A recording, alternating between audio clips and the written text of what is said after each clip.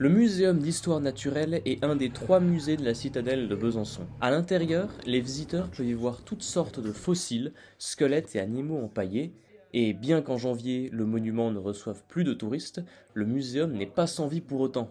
Bonjour, moi c'est Jérémy Deroy, donc je suis assistant de conservation ici pour les collections de zoologie. Donc tout ce qui est taxidermie, montage ostéologique et les collections en fluide. Même sans visiteurs, le travail de Jérémy et du reste des conservateurs continue. Justement, pour eux, la période de fermeture leur permet de réaliser des tâches cruciales.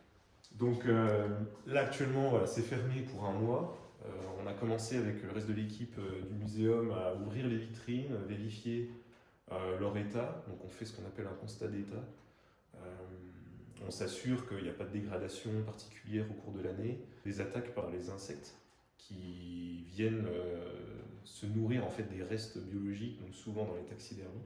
Car les animaux empaillés en particulier sont vulnérables aux éléments extérieurs, pas seulement des insectes, mais aussi aux produits chimiques utilisés lors de leur conception, comme le savon arsenical qui présente un risque toxique sur le long terme. Les conservateurs veillent donc à inspecter chaque année toutes les taxidermies et, pour certaines, de les nettoyer à la main. Celui-ci, il est sous cage et pas sous verre, donc il est en contact avec l'atmosphère, donc nécessairement il va être un petit peu empoussiéré depuis l'année dernière. Et donc, on va lui faire un petit toilettage donc avec un pinceau sec. Le constat d'état ayant été fait sur tout le muséum, il est officiellement prêt à accueillir les visiteurs retournant la semaine prochaine.